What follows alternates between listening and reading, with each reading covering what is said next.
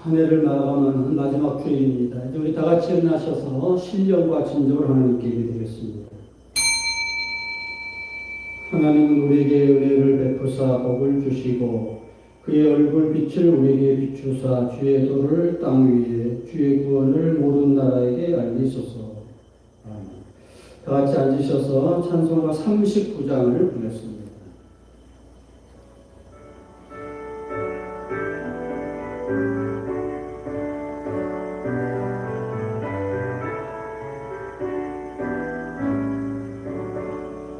주를 받으려 모여 우리 슬프신 그때 하옵소서. 내 고통의 멍에를 다 벗게 되니 나를 구속하신 이를 찬양하리.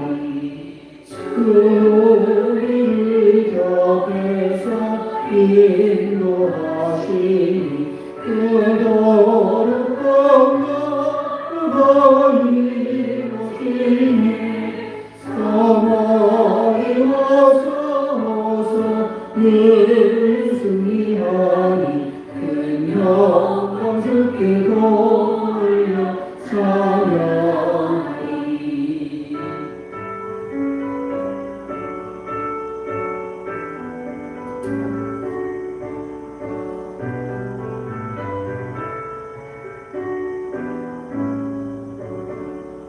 주의 왕배와 찬송 되시니 나 승리의 주님을 따릅니다.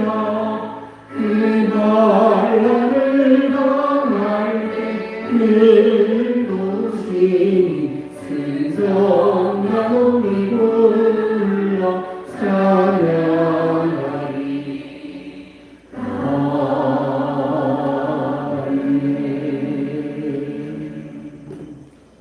교동문 23번을 교독하겠습니다. 새 노래로 여호와께 찬송하라. 대저 기이한 일을 행하사 그의 오른손과 거룩한 팔로 저희를 위하여 구원을 베푸셨도다. 여호와께서 그 구원을 알게 하시며 그 의를 열방의 목전에 명백히 나타내셨도다.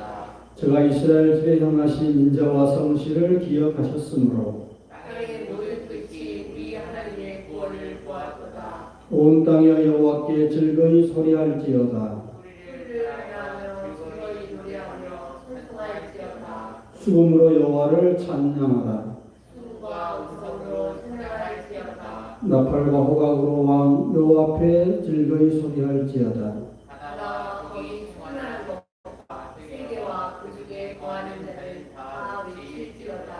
여호와 앞에서 큰 물이 박수하며 사나이 함께 즐거이 노래할지어다. 아멘. 사도신경으로 우리의 신앙을 고백하겠습니다. 전능하사 천지를 만드신 하나님 아버지를 내가 믿사오며 그의 아들 우리 주 예수 그리스도를 믿사오니 이는 성령으로 잉태하사 동정녀 마리아에게 나시고 본디오 빌라도에게 고난을 받으사 십자가에 못 박혀 죽으시고 장사한 지 사흘 만에 죽은 자 가운데서 다시 살아나시며 하늘에 오르사 전능하신 하나님 편에 앉아 계시다가 저희로서 산 자와 죽은 자를 심판하러 오시리라. 성령을 믿사오며 거룩한 공예와 성도가 서로 교통하는 것과 죄를 사하여 주시는 것과 몸이 다시 사는 것과 영원히 사는 것을 믿사옵나이다. 찬송가 405장을 부르겠습니다.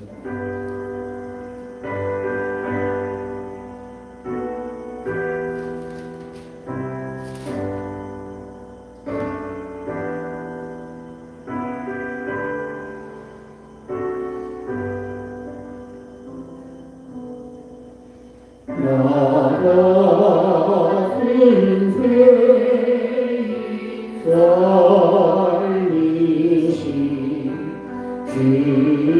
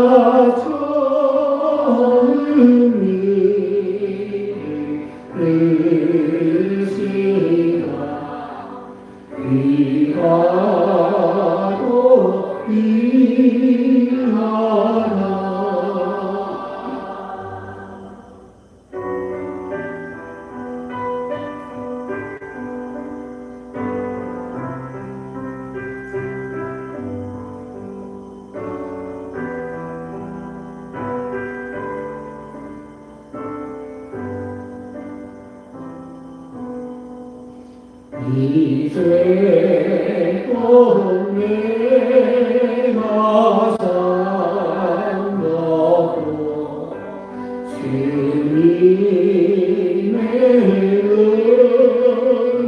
은혜와 또 나를 감사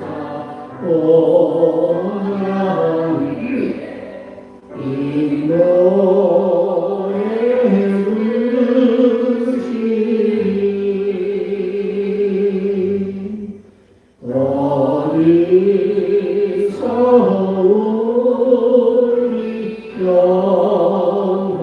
영원히 주님의 은혜로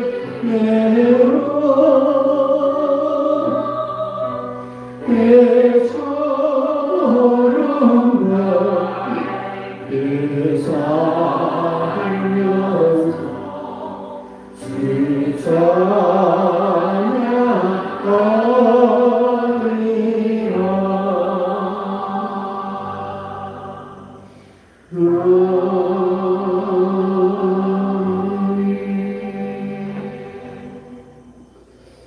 하나님의 말씀은 고린도전서 15장입니다.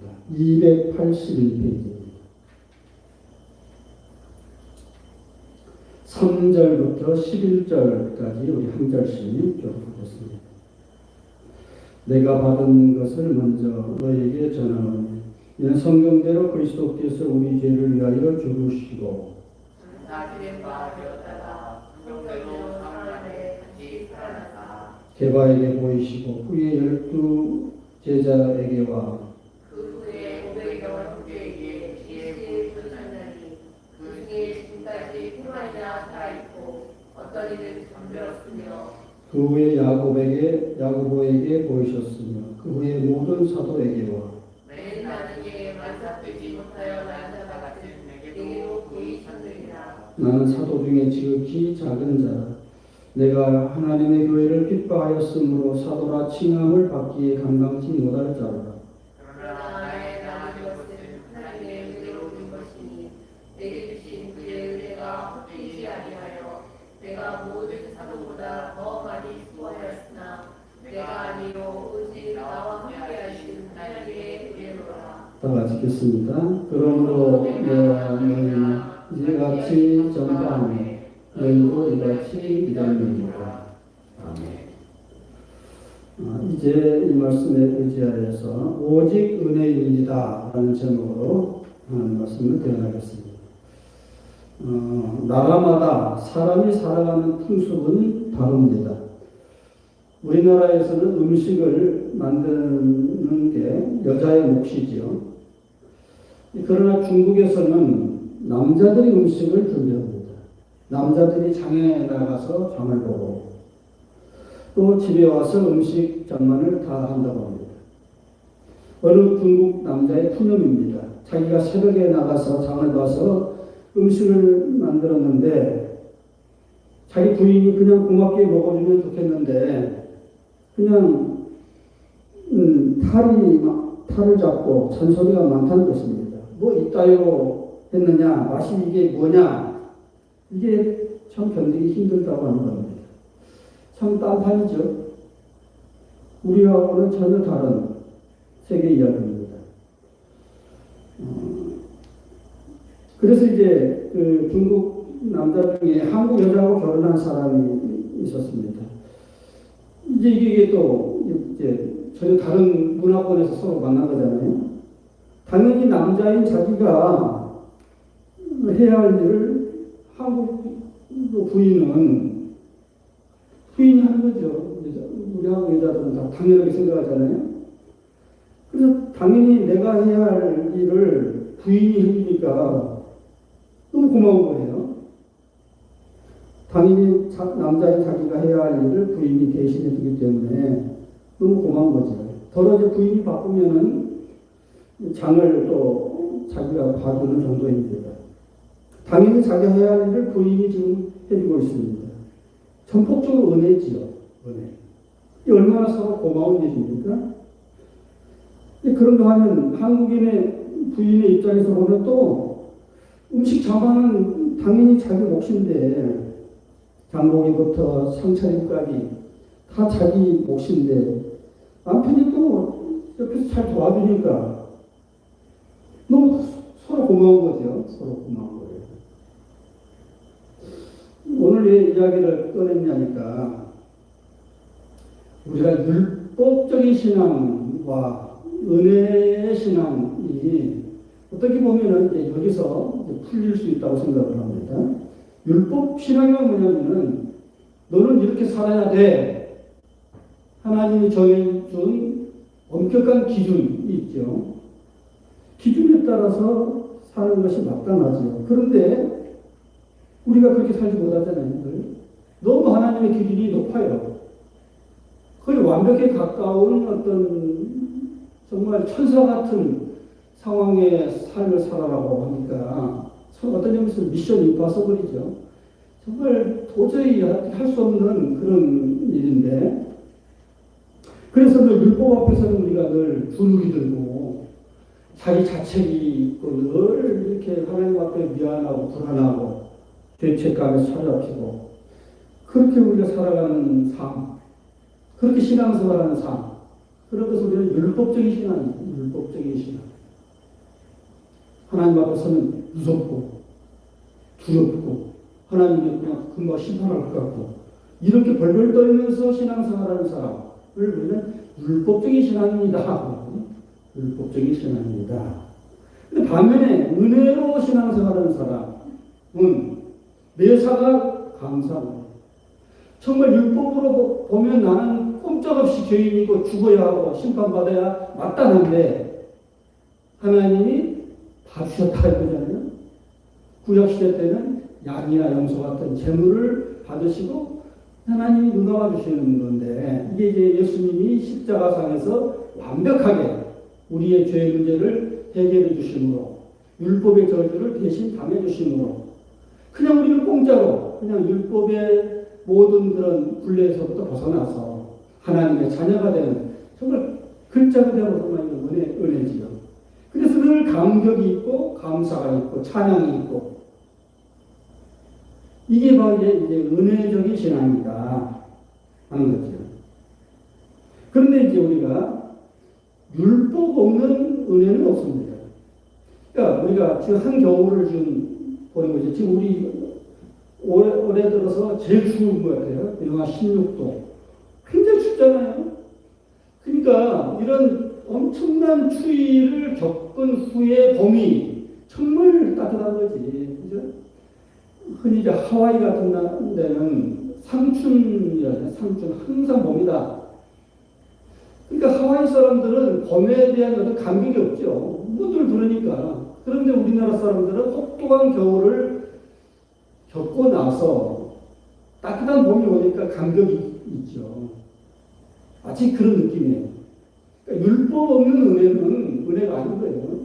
그러니까 원래 율법대로 우리는 판단받아야 할 죄인이었는데 전제가 그랬는데 그냥 봐준다는 거잖아요. 그러니까 율법 없는 은혜는 없는 거죠. 그래서 먼저 우리가 율법을 잘 알아야 돼요. 그 무서운 하나님의 법, 죄가 삭은 사망이다.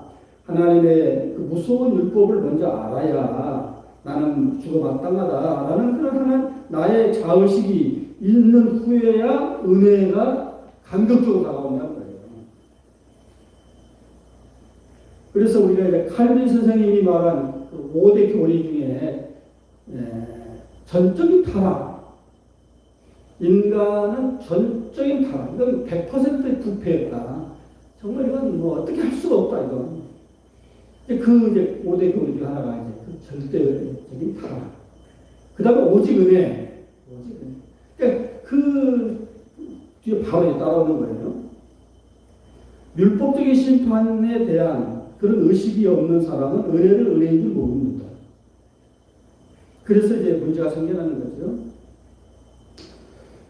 한국이 나온 예술가 중에 요새 BTS가 정말 히트를 치는데 백남준 씨라는 아주 참 괴상한 예술가가 있어요.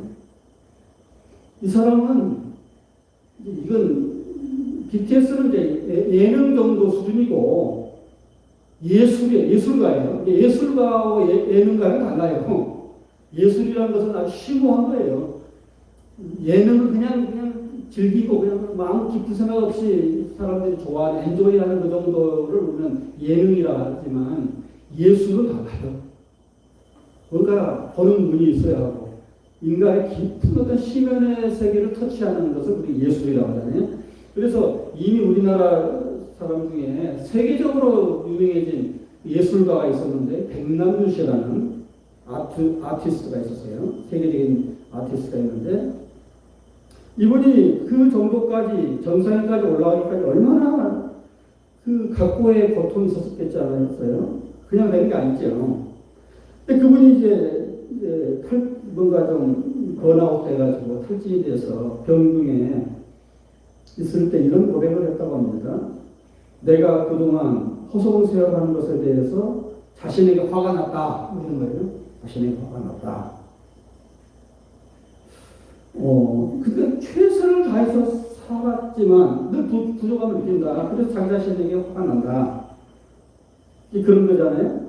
오늘 우리가 한 해를 마감하는 이 순간에 내가 과연 한 해 동안 정말 최선을 다해서 살았는가, 허송세월을 한 것은 아닌가, 한번 이제 돌이켜보는 시간이 되기를 바랍니다. 최선을 다했다고 생각하는 사람이 없죠, 다. 어떤 기준이 너무 높게 해보면 다 탈락이잖아요, 탈락이에요. 그래서 우리는 율법 앞에 서면은 다 작아지는 거죠. 하나님의 율법 앞에, 물론 세상적인 기준으로 보면 우리 크리스찬들이 그래도 착하게 살잖아요. 그런데 기준이 너무 높다 보니까 죄인인 거지. 그러니까 이제 우리가 성경에서 자꾸 죄인 하는 것은 너무 기준이 높아서 그래요. 우리 기독교는 너무 이렇게 기준이 높아요. 천국, 천사 이렇게 하니까 이 땅은 천국에 비해서 지옥 같고 천사의 기준을 놓고 보면 우리는 너무 죄인이 오는 거죠. 기준을 다 낮춰서 동물, 진화론 자들처럼 우리는 그저 원숭이보다 약간 진화된 존재로서 그냥 동물에서 약간 좀 우월한 존재다라고 생각하면은 우리가 굉장히 대단한 존재가 되는 거죠. 죄인이 아니죠. 정말 동물하고는 비교할 수 없는 윤리적인 삶을 사는 거잖아요, 인간은. 근데 기준이 워낙 높다 보니까 이렇게 하는 말이에요, 지금. 그래서 우리가 율법 앞에 서면은 늘 자기 비판이 끝없는 거죠. 끝없고 원망과 불평 속에서 살 수밖에 없습니다. 그리고 그 자기 자신에 대해서 너무 이렇게 비판하다 보면 괴로우니까 자꾸 투사해서 남에게 투사를 해가지고 남을 막 정죄하는데 자기만 이렇게 화살을 돌리면 힘드니까 그 화살을 남한테 돌리는 것을 우리는 투사라고 하는 프로젝트 책임전가. 그러니까 자꾸 남을 비판하고 정죄하고 이게 율법적인 신앙의 모습이지. 그러니까 우리가 선악과라는 게 다른 게 아니고 어떤 점에서 율법주의라고 생각해요. 자꾸 선악을 가지고 사람을 분별하고 비판하고 판단하고 이런 게 지옥 같은 서로. 우리 지금 이제 대선을 앞두고 얼마나 여야 대선 후보자들이 상대방의 더러운 부분들 막 들춰내고 있잖아요. 막 비판하고 이렇게. 인간 삶이 늘 그렇죠. 어떤 삶이 항상 이렇게 남을 자꾸 들추면서 뭔가 잘못을 들추면서 그래도 나는 너보다는 괜찮지라는 그런 것을 보여주기 위해서 자꾸 남을 비판하죠. 끝도 없죠. 개인이나 사회나 국가나 민족이나. 여기서 유튜브 보면은 일본과 우리나라, 일본과 중국 이런 유튜브들끼리 막 서로 막 싸운단 말이에요. 네가 잘났니 내가 잘났니 보면은 다 보면은 자기의 문제를 다 다른 나라에 막 투사시켜요. 일본도 그래요. 사실 우리나라도 다 그래요. 그러니까 다 내 탓이요. 자기 자신을 성찰하고 자기만 돌아보면 될 텐데 자꾸 그게 괴로우니까 남을 판단하는 거 아닙니까? 우리 개인도 그렇고 국가도 그렇고 민족도 다 그렇죠. 그래서 우리는 좀 생각을 좀 바꿔야겠다. 발상의 전환을 좀 해야겠다. 그런 율법적인 마인드, 율법적인 신앙에서 그걸 좀 내려놓고 이게 은혜의 신앙인 거, 은혜의 마인드로 좀 바꿀 필요가 있겠다. 하는 말입니다. 또 어거스틴이라고 말하는 참여록에 보면은 이런 말이 있습니다. 하나님이여 말하는 것, 생각하는 것, 행동하는 것, 그 어느 하나 죄하는 것이 없습니다. 그러고 오늘의 나 이것은 이대로가 은혜입니다. 오직 은혜. 우리가 율법의 심판 앞에서 자신을 비판해 볼 때 점점 작아지고 없어지고 말잖아요. 용서받을 수 없는 죄인들이죠. 그래서 사도 바울도 이제 그런 시각에서 만삭되지 못하고 난 자다. 우리가 흔히 어머니 뱃속에서 이제 만삭이 돼서 나와야 하잖아요. 10달 정도 이렇게 그래야 대충은 그게 성숙이 돼서 나오는데 그러지 못하고 만삭되지 않은 상태에서 나오면서 우리가 팔삭둥이라 8달 만에 나왔느니 뭐 가장 팔삭둥이가 같다 나는. 그러니까 나는 그 정도로 부족한 존재라는 것을 이렇게 태어났을 때부터 나는 그런 구제불능의 죄인이다라는 판단이죠. 그런 자가 하나님의 은혜를 깊이 느끼는 겁니다. 자기가 너무 잘났다. 나는 다 안다. 나는 항상 옳다. 이런 사람은 하나님의 은혜가 들어갈 틈이 없죠. 항상 자기의 죄성을 깨닫고 자기의 부족함을 깨닫고. 야곱이 언제 은혜를 받았습니까? 야곱강에서 하나님하고 씨름을 할 때 하나님 환도편을 여기 대퇴구잖아요. 가장 중요한 중심구잖아요. 이걸 쳐버리니까 불구가 됐다는 거예요. 절름발이가 됐다. 그 상처 속으로 이제 은혜가 들어가는 거예요. 그러니까 저도 이제 목회를 이제 어느 정도 이제 하면서 느끼는 것이 우리 성도들이 언제 은혜 받느냐? 잘 나갈 때 은혜 받는 거 아니에요. 삶의 둥지가 흔들리고 벼랑 끝에 서 있고 정말 여기서 나고 죽을 것 같은 그런 절대절명의 위기 속에서 하나님 은혜를 받아요. 그러니까 참 묘하죠. 야곱의 환도뼈 속으로 은혜가 들어가는 것처럼 우리의 심각한 어떤 위기 순간에 하나님 은혜가 들어가요. 우리나라가 언제 복음을 들어갔어요? 우리나라에 조선 말기에 정말 이건 절대절명의 위기 속에서 믿을 것은 아무것도 없고 그냥 절망 그 자체일 때 하나님 은혜가 쏙 들어왔단 말이에요. 그러니까 그때 우리가 선교사들이 옥토같이 준비된 우리 민족의 심성 속에 은혜가 들어오는 거예요. 우리 국가도 그렇고 개인도 그렇고 다 그래요. 평탄할 때, 잘 나갈 때는 하나님 없이도 살 것 같은 거예요. 하나님 없이 살 것 같은 거예요. 그런데 절대절명의 위기가 닥쳤을 때에 은혜가 들어오더라. 그러니까 나중에 보면 그게 하나님 은혜다. 내 이 고통이라는 것이 정말 싫었지만 인간적으로 싫지만 나중에 돌이켜보니 그게 은혜의 순간이다. 엄청난 반전이잖아요. 우리 기독교는 엄청난 파라독스예요. 엄청난 반전이죠. 엄청난 반전. 가장 지옥 같은 상황 속에서 천국이 들어오는 거예요. 이 참 묘하죠. 그것을 빨리 깨달아야 돼요. 오늘 우리가 찬송가 405장을 불렀는데 우리 참 너무도 좋아하는 사랑하는 어메이징 그레이스잖아요. 어메이징 그레이스. 놀라운 은혜. 이것은 미국 사람들의 그 가요 패턴에 보면은 그 가스펠이라는 패턴이 있어요. 우리나라 우리나라에도 많이 있잖아요. 이렇게 발라드 풍이니 무슨 풍이니 꽁짝 풍이니 이렇게 음악 분류가 장르가 있을 때에 미국에서는 가스펠이라는 장르가 있어요. 근데 한때 이 가스펠 지금도 미국 사람들은 가스펠이 하나의 대중 가요를 불러요. 그럴 때에 그때 한참 유명했던 그 가스펠이 바로 이 어메이징 그레이스. 근데 이 어메이징 그레이스를 쓴 사람이 누구냐면은 존 뉴턴이라는 목사님인데 이분이 원래 노예상인이 뭡니까? 아프리카나 이런 데서 그냥 지나가다 사람 하나 잡아가지고 끌고 와가지고 팔아먹는 거예요. 이게 노예상인이. 이거 얼마나 비참합니까? 그냥 그 짓을 했던 거예요. 우리나라도 그런 일 많아요. 우리나라도 중국 대륙에서 막 쳐들어와가지고 홍건적들, 이런 청나라, 여진족도 막 들어와가지고 어떻게 했냐면 사람을 끌고 간 거예요. 노예로 팔아먹는 거예요, 이렇게. 안 되거든요. 일본한테도 우리가 많이 그랬어요. 임진왜란 때 많은 사람들이 끌려갔어요. 붙잡혀 갔단 말이에요. 그래서 거기서 노예 생활하고, 심수관이라는 사람은 도예공인데, 그 사람이 일본의 그 도자기를 다 만들어서 메이지 유신 때 한참 이게 도자기를 만들어가지고 팔아먹고, 그걸 가지고 이제 산업 기반이 됐다, 일본에. 그런 말이 있고, 또 많은 사람들 중에 또 뭐 포르투갈이나 스페인으로 팔려갔어요. 그 당시 이제 다 서양 사람들이 왔다 갔다 하던 시절이잖아요. 네덜란드, 프랑스 사람들도 왔다 갔다 하고. 그때 많이 팔려갔는데, 그때 우리나라 사람들 지금도 있어요. 후예들이. 그 임진왜란 때 끌려갔던 사람들 지금도 있어요.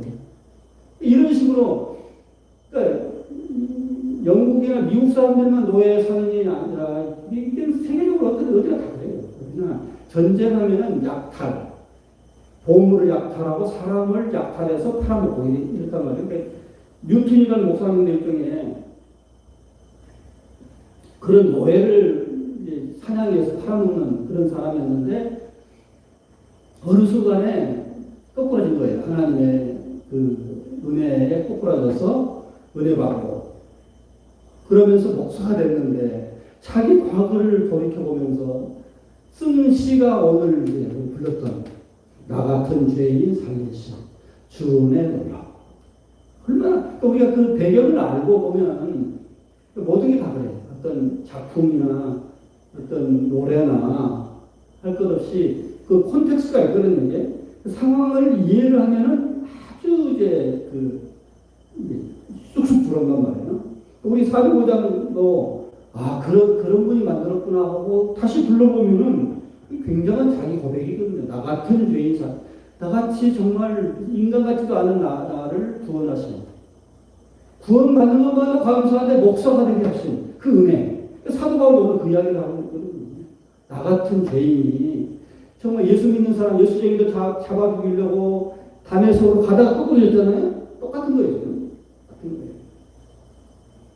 우리가 그런 의식, 나같이 더럽고 추한 존재였는데 하나님이 내가 보길래 이렇게 구원해 주는가. 그냥 감격. 이게 사실 복음이죠. 그래서 예수님이 바리새인을 싫어하고 죄인이나 세리나 창녀를 좋아했던 이유가, 바리새인들은 너무도 자기 자신이 의롭다고 생각하니까 들어갈 틈이 없는 거예요. 은혜가. 반면에 세리나 창녀는 나 같은 죄인이 하면서 하나님의 성전에 와서 감히 얼굴도 들지 못하고, 이게 은혜가 들어간다는 거예요. 은혜가 들어간다는 거예요. 이제 그런 점에서 보면은 항상 자기의 본질을 잘 알아야 돼요. 내가 정말 죄인이구나. 나는 정말 하나님 앞에 정말 율법대로 하면, 원칙대로 하면은 정말 이건 말도 안 되는 그런 사람이었는데, 그런 내가 뭐길래 이렇게 당신의 아들 십자가에 죽여서까지 살리셨는가. 이런 감격이 있어야 한다는 거예요. 그래서 오늘 본문의 사도 바울이 나의 나됨은 전적인 하나님의 은혜다. 나의 나됨. 이것을 좀 어려운 말로 표현하면 아이덴티티예요. 심리학에서 말하면 나의 정체성, 나의 아이덴티티. 나의 나됨, 나의 정체성은, 나라는 본질은, 철학적으로 말하면 나의 본질은 전폭적인 하나님의 은혜다. 내가 이 순간에 나의 모든 총체적인 나의 모습은 이건 하나님의 은혜다. 이렇게 고백하는 거죠. 그런 점에서 보면은 사실 모든 사람들이 은혜를 사실 다 받았어요. 그런데 은혜를 은혜로 아는 자가 은혜를 체험하는 거예요. 이게 참 묘한 말이죠. 은혜를 은혜로 아는 그 깨달음. 그것이 자체가 은혜다. 그런 거죠. 우리가 무슨 환경이 바뀌었다고 은혜가 아닙니다. 깨달음이 은혜예요. 제가 늘 설교 시간 강조하잖아요. 깨달음. 우리가 수없이 하나님 은혜들이 지나갔어요. 우리 과거에 보면. 그런데 그것을 은혜로 받아들이는 사람, 그리고 은혜의 깊이를 깊이 아는 사람이 은혜 받는 사람이에요. 그런데 그까짓 건 뭐 당연한 것인지 뭐 부모의 은혜가 당연합니까? 아니거든요. 내가 지금까지 살아온 것이 다 부모의 은혜죠, 사실. 스승의 은혜고 다. 그런데 그걸 당연하지. 자기가 낳았으면 뭐 자기가 희생하면 당연하지. 이러면 간격이 없는 거죠. 그냥 꼭꼭 다 붙여가지고 그런 거지. 근데 그게 아니다. 정말 내가 이만큼 오늘 내가 존재하는 것은 부모님이 말할 수 없는 은혜로 내가 이만큼 됐다. 라고 은혜를 은혜로 아는 그 깨달음. 그게 바로 이제 그 사람을 은혜의 사람으로 만든다 하는 겁니다. 서양 사람들이 개를 참 좋아하죠. 요새 우리나라도 지금 뭐 애완견 인구들이 1,000만 명이 넘었다고 하고, 우리 큰애도 지금 애완견 사업을 하고 있잖아요. 근데 어느 순간에 우리도 이제 서양 문화가 돌아서, 옛날에 우리 개하면 그냥 밖에서 그냥 뭐 키우고 그냥 막 키우고 그냥 그랬거든요. 그냥 뭐 짐승이 그냥. 근데 지금은 안 그래요. 지금은 그냥 자기 새끼보다 어떤 면에서는 새끼도 안 나. 자식도 안 나고 애완견만 기르는 사람들이 많잖아요. 근데 왜 그런가? 이게 끼고 살고. 며칠 전에 그 개는 훌륭하단가? 그 프로에 보니까 어떤 이제 그 동고남과 동고녀가 결혼을 해야 할 것인가를 놓고 심각하게 고민하는 이야기 중에 그 문제가 뭐냐니까 여자가 자기 개를 너무 사랑하는 거예요. 그래서 막 너무 예뻐가지고 줄줄 빨고 침대도 같이 올라와서 자게 하고. 근데 남자는 또 걔가 싫은 거예요. 그래서 이렇게 하다가 보면 막 자기 여자와 이렇게 호응만 해도 막 공격할 것 같이 생각해서 막 무릎 뜯고 막 그러거든요, 걔들이. 그게 갈등의 문제가 생겨나서 이 과연 결혼해야 할 것인가를 놓고 이제 이경주라는 그 경험이 있잖아요. 문제 어떻게 해야 할까 그런 프로더라고요. 그러니까. 그 정도로 우리가 지금 개를 아주 대단하게 보는데, 서양에서는 내 죽으면 내 개한테 다 상속하시오. 뭐 이 정도까지 해요. 또 어떤 사람은 개한테 이렇게 장례식도 치러주고, 장례 애교를 드려주고, 장례 미사를 드리고, 뭐 이런단 말이에요. 참 희한한 세상이죠. 참 희한한 세상인데, 왜 그럴까를 생각해 보면, 그 사람들이 그렇게 얘를 좋아하는 이유가 있을 거 아니에요. 우리가 보통 사람들 볼 때는 참 희한한 사람들이다 할지 모르지만, 그 사람은 심각한 거예요, 이게. 그러니까, 왜 그럴까 했더니, 사람한테 상처를 많이 받는 거예요. 사람한테. 적어도 개는 배반하지 않는다. 사람은 배반하지만. 또, 개는 잘해주면 그 리액션이 너무 좋다는 거예요. 막 따르고, 어쩔 줄 모르고, 그런 모습들이 너무 좋다는 거예요. 그러니까 사람보다 낫다, 개가. 이런 거죠. 은혜를 저버리는 법이 없다, 개는. 자식놈들 키워봤자 그냥 은혜도 모르고, 그런데 걔는 절대 그렇지 않다. 기막힌 이야기잖아요. 은혜를 은혜로 알아야 하는데, 은혜를 모르니까 고마움도 없고, 감사도 없고, 기쁨도 없고, 마지막에는 원수까지 되는 그 부모 자식 간의 관계도 있잖아요. 근데 걔는 안 그런다. 절대로 그런 적이 그렇지 않는다. 이게 이제 애완견을 기르는 사람들의 깊은 내면세계예요. 깊은 내면세. 적어도 은혜를 은혜로 알 줄 아는 그 자체가 큰 은혜입니다. 이게 큰 축복이에요. 사도 바울이 이제 자기 자신을 한번 이제 되새겨 보는 거예요. 되새김질이에요. 이게 제가 복귀한다고 하냐면 바둑을 다 두고 다시 복자 기 다시 둔다 바둑 기자예요. 다시 한 바둑을 한번 내가 어떻게 이렇게 됐지? 이긴 사람은 어떻게 해서 이겼지? 진 사람은 어떻게 졌지? 라고 하면서 쭉 복귀하는 거잖아요. 이게 사도 바울도 이제 다메섹에서 예수님을 만나고 나서 3년 동안 아라비아 사막에서 이제 가가지고 거기서 내가 왜 갑자기 이렇게 됐지? 라고 생각해 보는 거예요. 바리새인 중에 바리새인이에요. 율법에 대해서는 완벽하고 모든 것을 율법적으로 판단하고 율법적으로 생각했던 자기인데 부활하신 주님을 다메섹에서 만난 순간 터닝 포인트가 됐는데 이게 도대체 뭔가를 한번 복귀해 보는 거예요. 자기 자신을 복귀해 볼 때에 나는 이방 땅에서 태어났지. 길르기아 다소 타르소스인데 지금의 터키 쪽이에요. 이곳은 아주 헬라 철학이 발달되었고 경제가 발전된 그런 좋은 도시에서 태어났어요. 그러니까 요새 같으면은 교포예요, 교포, 디아스포라. 그러니까 본 땅에서 이 팔레스타인에서 태어난 게 아니고 이방 땅에서 태어났어요. 근데 그것이 나중에 보니까 나로 하여금 이방 사도가 되게 하기 위한 하나님의 놀라운 경륜 속에서 내가 태어났었구나.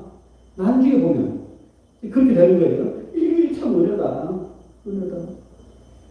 그리고 내가 참 하나님의 아들을 그렇게 핍박하던 내가 이렇게 사도가 될 수 있는가에 대한 그 감격이 있는 거예요.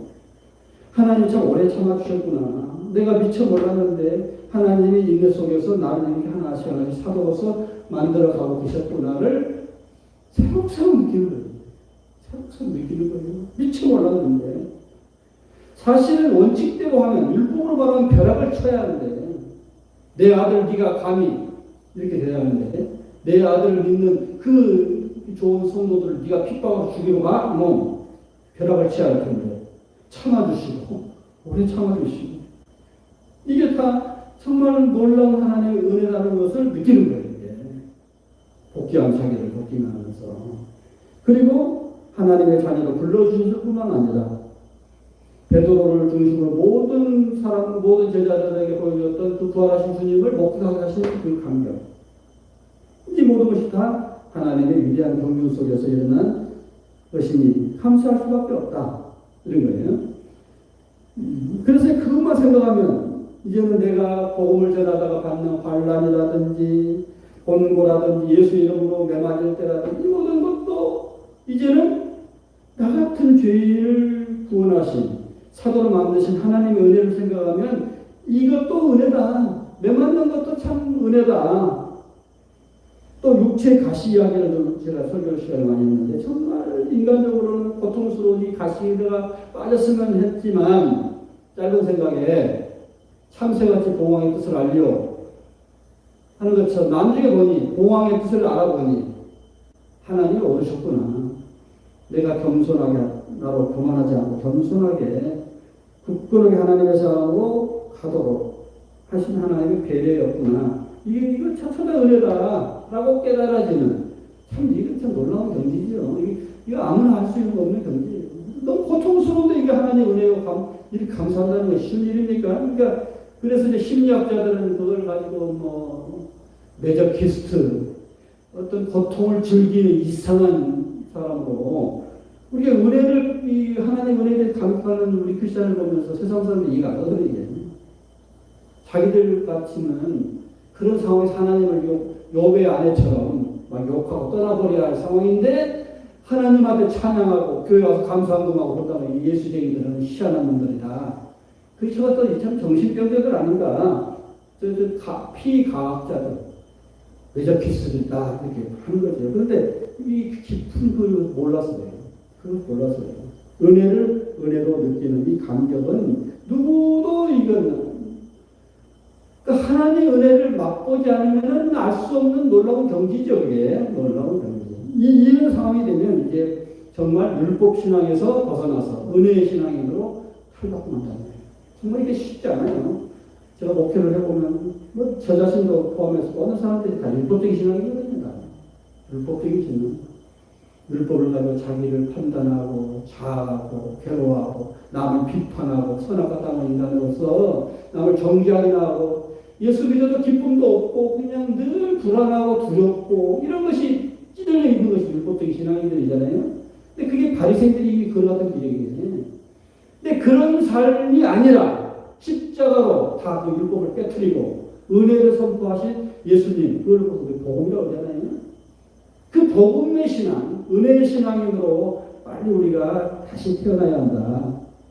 그래야 감사가 있고 감격이 있고 늘 찬양하고 나를 괴롭히는 사람조차도 나를 하나님이 연단시키기 위해서 쓰시는 도구라 생각하니 다 불쌍하게 보여지고 원수도 아니고 얘는 늘 찬양하고 빌립보 감옥에서 심히 매를 맞고 다 죽은 것 같았지만은 거기서도 찬양하는 이상한 이 세상 사람들 것들 아니에요. 미친 사람이죠. 그런데 은혜를 아는 자만이 그 경지를 이해할 수 있는 거죠. 보암이라는 사람이 보암이라는 작가가 있는데 자기가 겪은 일을 그의 책에서 쓰고 있습니다. 사랑하는 친구 집에 이제 갔었는데 일주일 동안 머물러야 할 때가 있었다는 거예요. 그래서 이제 일주일씩 신세를 좀 져야겠다. 이제 갔는데 그 집주인 친구가 이제 받아줬어요. 받아줬어. 그래, 이제 너를 이제 일주일 동안 먹을 것 이걸 다 줄 테니까 단 한 가지 금기가 있다. 저 맞은편에는 절대로 가지 마라. 문 열고 가지 마라. 그런 부탁이었어요. 사람이 좀 하지 말라는 거 하고 싶잖아요. 선악과도 그렇고 우리 이제 판도라 상대도 그렇고 하지 말라는 거 하고 싶죠. 궁금해서 못 견디겠어요. 도대체 저 방에 뭐가 있길래 그렇게 간절하게 부탁을 하는가. 그래서 계속 약속을 지켜가고 있었는데 어느 날 밤에는 무심결에 무슨 소리가 저 방에 막 들리는 거예요. 눈을 떴어요. 그래서 가서 이제 귀만 기울이게 보지 말아야겠습니다. 귀만 기울였는데 어떤 소리가 들리냐면은 그 방에 친구의 어머니 노모가 갇혀 있는 거예요. 그러니까 친구가 이제 겉으로 볼 때는 굉장히 사람 좋은 사람인데 그런 어두운 부분이 있는 거예요, 지금. 그러면서 이제 노모가 지금 거의 감금 상태로 아들한테 지금 이제 남의 보이게 창피하고 그랬는지 아무튼 숨겨놓고 그냥 주고 가길 바라는 거죠, 이제. tik스루가 주고 가길 하는 건데 가만히 귀를 기울여 들어보니까 그 노모의 그 애절한 소리가 들리는 거예요. 자기 친구한테 하는. 그러면서 이제 노모가 기도하면서 눈물로 이제 호소를 합니다. 내가 너를 낳았다. 내가 너에게 생명을 주었다. 내가 오늘까지 정성을 다해서 너를 보살펴 주었다. 나는 너를 사랑한다. 내가 너에게 베푼 사랑을 되돌려 받고 싶은 것이 아니다 지금. 적어도 네가 내 사랑을 느끼고 그저 한 번만이라도 웃는 얼굴로 내가 이렇게 어머니 사랑을 받아서 행복합니다. 한 번만 웃어다오 라는 말을 듣는다는 거예요. 참 기맥힌 이야기잖아요, 지금? 참 기맥힌 이야기죠. 그 제인 에어라는 그 소설에도 보면은 자기 아내를 감금하고 미친 여자예요. 감금해놓고 남한테 보이기 싫으니까 그런 어두운 부분이 누가 있거든요. 사람들 앞에서 천사같이 보이고 그래서 어두운 부분이 다 있거든요. 아마 이 친구도 그랬던 거예요. 이호진은 이 사람이 하고 싶은 말은 어머니는 그렇게 사랑해줬고 은혜를 베풀었는데 자신은 이렇다. 우리 인간이 이렇다. 그러면서 우리가 하나님의 은혜를 많이 받았는데 우리 자신이 그것 좀 그러고 있지 않는가라는 이제 반성의 말이죠. 우리도 이제 나에게 사랑을 베풀어주신 부모님을 보면서 감사합니다.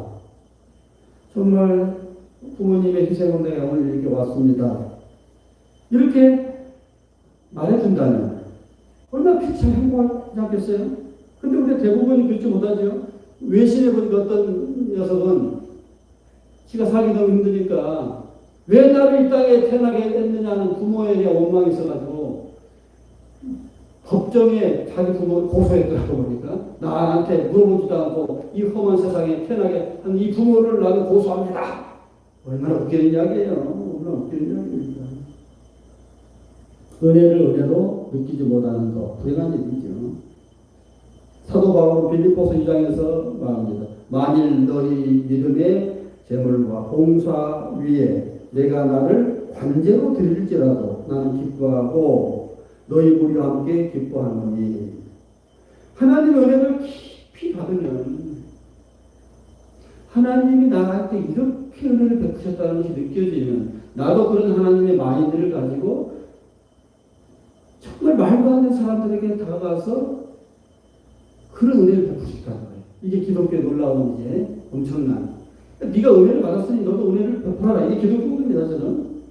그러니까 내가 모든 사람을 위해서 관제로 드릴지라도, 관제라는 게 뭐냐면 전제라고 하기도 하고, 영어로 하면 더 쉬워요. 드링킹, 오퍼링. 드링킹은 액체잖아요. 드링킹. 오퍼링이라고 하는 제물. 그러니까 액체로, 보통 고기나 이거 육체잖아요. 이게 고기 덩어리인데, 액체는 뭐예요? 피거든, 피해 제사. 그러니까 피해 제사는 뭐냐니까 이제 순교죠. 순교. 피를 흘리고 죽는 제물이 되어진 하나님의 사업을 위해서, 복음 사업을 위해서 내가 순교를 당한다 할지라도 난 기뻐하겠다. 이 정도가 되잖아요. 이게 사도 바울이에요. 이게 사도 바울. 그것을 하나님의 은혜가 너무 깊이 다가오니까 그런 고백을 할 수 있게 되었다. 그래서 내게 주신 그 은혜가 헛되지 아니하여 내가 모든 사도보다 더 많이 수고하였으나, 우리가 이 한 해를 마감하는 이 시점에서 하나님의 은혜가 많이 지나갔습니다. 금년 한 해도 우여곡절이 참 많았죠. 2년 동안 코로나가 거의 종식될 줄 알았는데 또 새로운 시작이잖아요. 또 내년에 또 어떻게 될지 모르죠. 지금 어떻게 될지 몰라요. 참 답답한 한 해였지만, 그러나 그런 속에서도 하나님의 은혜가 많이 지나갔어요. 우리 속에서. 근데 그 은혜를 은혜로 아는 삶이 되어야 되겠다. 그래야 감격이 있고, 이런 감격으로 한 해를 마감하고 내년 새해도 그 은혜 속에서 사시기를 바랍니다. 기도하겠습니다. 사랑의 아버지, 우리의 삶을 돌이켜보면 얼핏 괴롭고 힘든 순간은 많이 있지만 다시 영적으로 보면 하나님의 은혜가 수없이 지나갔음을 고백합니다. 은혜를 은혜로 알지 못하고 불평했던 우리 자신을 반성합니다. 은혜를 은혜로 아는 이 큰 은혜가 우리에게 있게 하시고 올 한 해를 마감하면서 하나님의 은혜를 찬양하며 은혜로 새해를 살아가는 우리의 삶이 되게 하여 주시옵소서. 우리 주 예수 그리스도 이름으로 기도드립니다. 찬송가 460장 부르시면서 준비하신 내용을 드리겠습니다.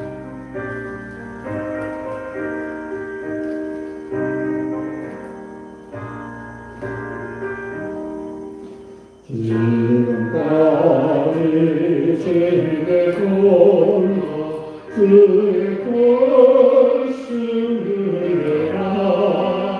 아니 없는 주의 사랑 어찌로 말하랴.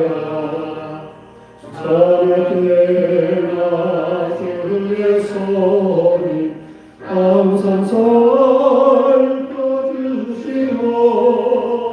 어머니는 주 안에서 건강하게 하시네.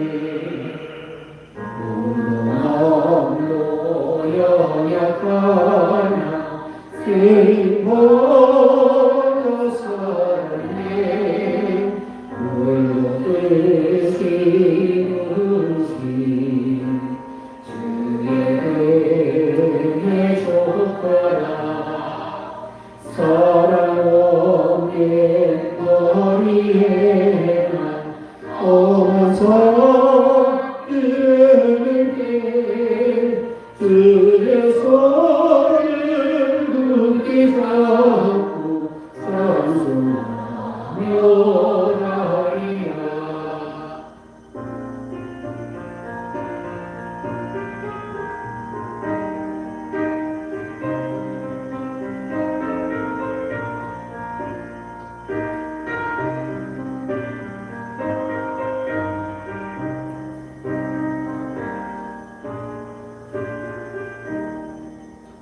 주님 다시 배불하니 날로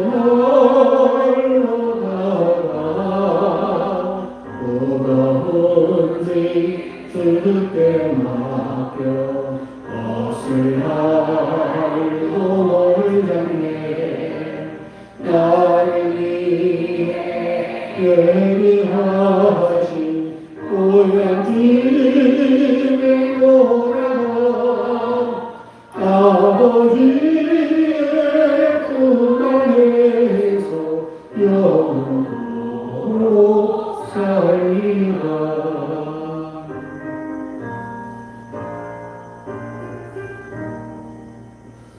기도 올렸습니다. 나의 나대는 하나님의 은혜인 줄 믿습니다.